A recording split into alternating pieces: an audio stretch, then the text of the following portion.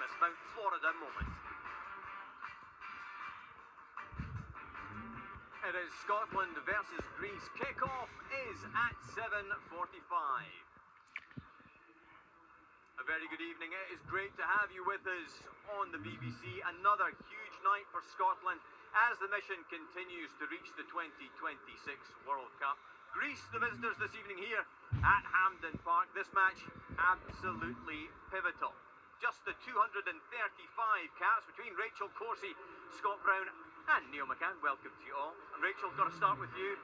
March, doesn't seem that long ago, Greece were here. We were all so confident. They thumped us 3-0. What makes you confident Scotland can get the 3 points tonight? Yeah, well, I am confident. I think we're coming up into this game off the back of 2 really good results in the last window. I think you probably look at recent form more than you do that, although you can lean on that a little bit, because I think there's a familiarity. That result did hurt, and the players know what they'll be up against in that sense as well. But I think for us, we've a lot of players who've played good minutes this season so far. I think the likes of John McGinn, McTominay, Ferguson, really good form, Hickey back. I think we're well placed tonight, and I do feel optimistic, which I hope I can still be happy about at the end of the game. Well, the atmosphere is certainly building here, Scott, and plenty of optimism amongst the Tartan Army.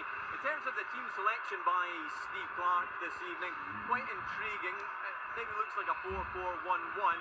No Billy Gilmore in the starting lineup. Does that surprise you? Yeah, 100%. I thought Billy at the last game was exceptional.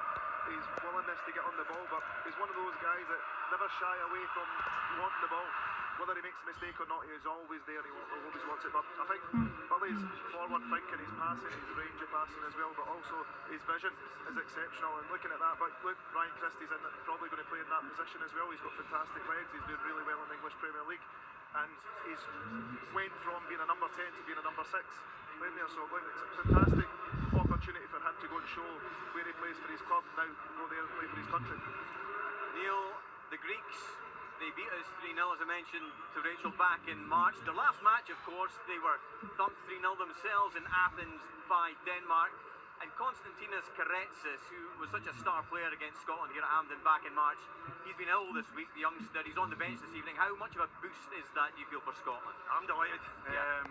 Hopefully Steve and the boys are. He's a player that clearly causes a lot of damage playing off that wide position. Zolis on the other side is one to watch as well. Pavlidis up top. So they've still got a threat there, Jonathan. But the way they played, I watched the Denmark game and wondered how a team that could be so free scoring against all the other teams they faced up until that point could be dismantled so much. And when I looked at it, although they have a real attacking threat, they're very open through the centre of the pitch. But we need to be very disciplined out of possession, clearly. Just touching on what Scott was talking about, and you're saying about a 4-4-1-1, it could easily be a 4-1-4-1 as well. If Ryan Christie doesn't play in that holding role, he can play in a wide position, that would leave Gannon Doak on the other side, and it leaves his 2 really powerful number 8s that can hit the box in support of a number 9 up top, a centre striker, and I'm talking about McTominay and McGinn. I think they do their best work when they're hitting the box, maybe not from a wide position, so it might be the 4-2-3-1. We just need to do, Stevie will tell us later on, concentrate on our own work and make sure that we deal with the threat of Greece give us. If we do that, I think we could be in for a wonderful night for them. Rachel, what's your take on the balance of this side?